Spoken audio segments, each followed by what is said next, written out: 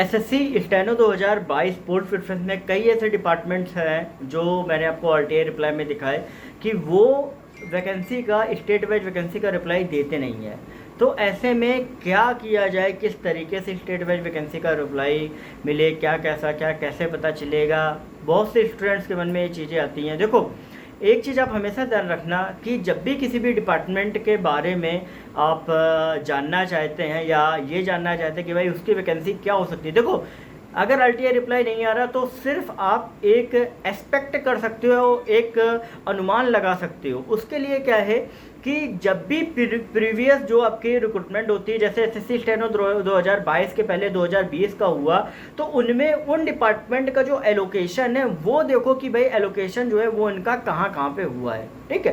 क्योंकि अगर आप देखोगे तो अगर उन पर्टिकुलर डिपार्टमेंट का जो एलोकेशन है वो अगर नॉर्थ में है भी हुआ है, साउथ में भी हुआ है, ईस्ट वेस्ट, तो वहाँ पर आप एक चीज़ देखोगे कि वैकेंसी जो है वो आपका लगभग नॉर्थ में आती ही है, क्योंकि कई ऐसे डिपार्टमेंट हैं वो साउथ में ही वैकेंसी देते हैं। और ऐसे में जो एलोकेशन होता है प्रीवियस ईयर का देखना वो सबसे इंपॉर्टेंट रहता है आप सभी के लिए। और कई जगह पे अभी जितनी भी डिपार्टमेंट है लगभग सभी पे आपका जो एलोकेशन है वो आपको ऑनलाइन उन्हीं की पर्टिकुलर वेबसाइट पे आपके अपडेट किए जाते हैं। जैसे अगर आप कैग का देखना चाहोगे, कैग का अगर आप लास्ट ईयर का देखोगे वैकेंसी 50 थी, लेकिन एलोकेशन देखोगे तो यूपी एमपी वगैरह में भी आपका किया हुआ था। इस बार 300 वैकेंसी है, तो इस बार तो 101% वैकेंसी आपकी यूपी एमपी में होने वाली, बिहार में होने वाली है।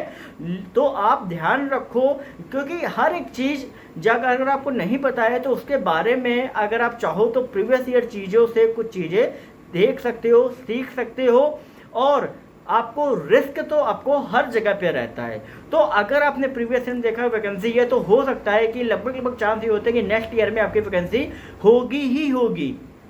तो ऐसे में आप एक बार चांस लेके देख सकते हो। और ऐसी जगह पे कई बार जिनके मार्क्स कम होते हैं उनको होम पोस्टिंग मिल जाती है। मैं आपको एक एग्जांपल दे रहा हूँ। वन ऑफ माय फ्रेंड मेरे ही बैच से था, उसने 2018 का एग्ज़ाम दिया और उसके मार्क्स अच्छे नहीं थे और उसको कैट सेंट्रल एडमिनिस्ट्रेटिव ट्राइब्यूनल में उसको इलाहाबाद उसको पोस्टिंग मिल गई।